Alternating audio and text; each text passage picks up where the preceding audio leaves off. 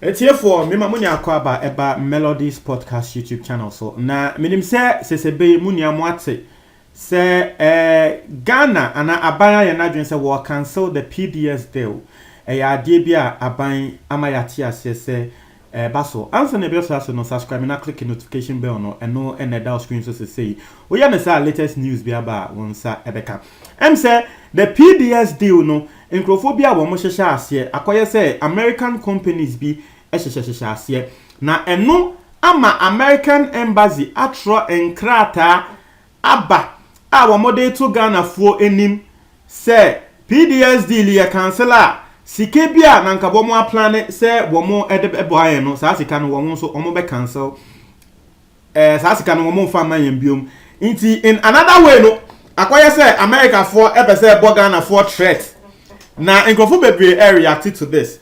Mensa aka letter na the American embassy womo release ye no. Endra na womo release sa letter na ndre numere na mehu ye. Inti no ende me read atremo na say baby a was say me trust ye no.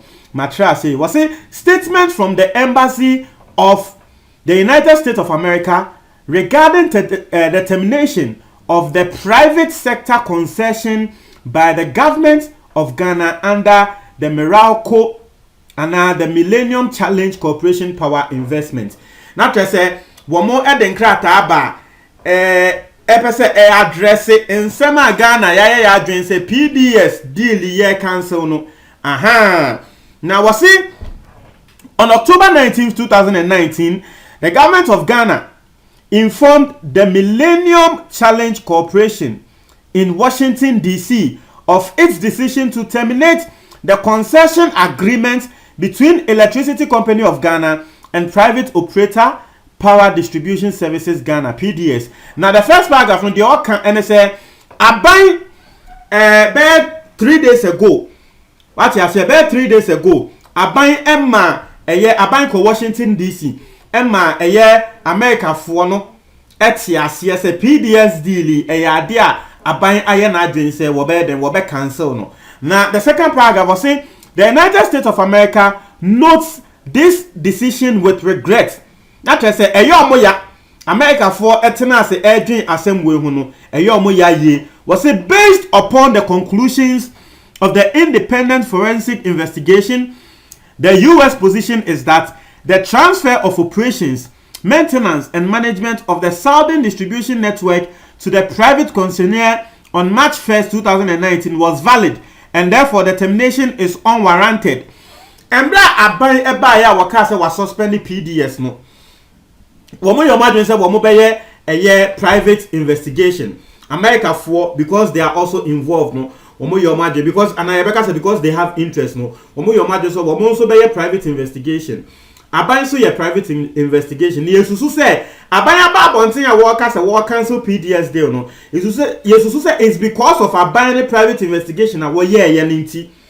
America for no so say wo so your private investigation na etre say Ghana termination na ya just say you be terminate e PDS deal no. E ya de a emfa kwan mu.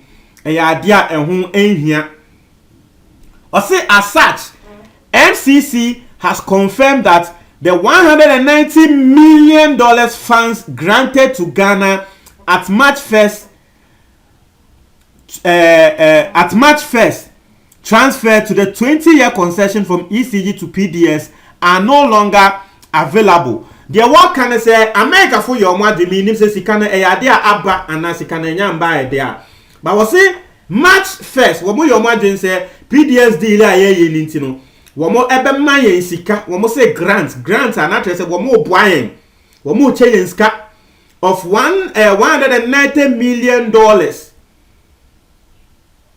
Na wasi enu hunti PDS deal ya canceling tino sa $190 million no e ya de a womo nso womo a cancel no na ebimo say sika we e ya de a womo de amayen de da na se womo de amayen de da de a na say indirectly no womo bisa se sika no yefo mo ade mo na tese Ghana ya boka no nti wo mo gi sika no a NDC fo claim se MPP fo bi na agi sika na di no sisia no sika no senya ye be ye etia no eno ene asema eda ho na wo se the United States underscores the importance of contract sanctity as essential to a conducive investment climate and a precondition for inclusive economic growth. Na brofo bebra womo etro ne se eba USA fo a womo de womo sign contractor eya ade a womo ni eda ho a womo susu se contract no eye se yedi mu nsem pepepe womo yo ma de se Ghana mutumi sign contract ni e de ade ma PDS fo a ye be ma muska we mo sign ye ene ye diska na ayeden amamo sisisi a mo pesa mo cancel dia ye ji yesika nti ade a womo ka ne tenten ye ni tietia no no.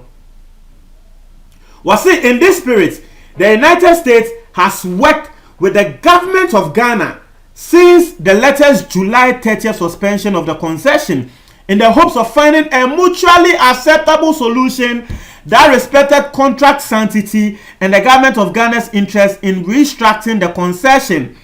Was it July? Aban Emma ye suspended PDS in Semi.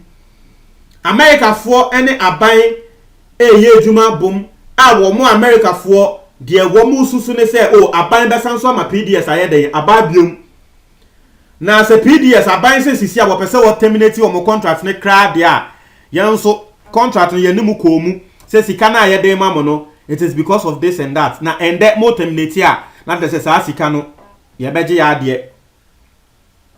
As moving forward, the US government through MCC will continue to implement the tranche 1 funds of $308 million with the Millennium Development Authority, and this funding will continue to support important improvement to the infrastructure of Ghana's southern distribution network, increase rehabilitation and power access to key markets, and advance energy efficiency programs directly benefiting the people of Ghana. I say the US government is a committed partner and has full confidence in MEDA to lead the joint effort to deliver the project funded through the $308 million remaining under the MCC Ghana Power Compact. The US government looks forward to continuing to work together with MEDA and the government of Ghana to implement the remainder of the Power Compact.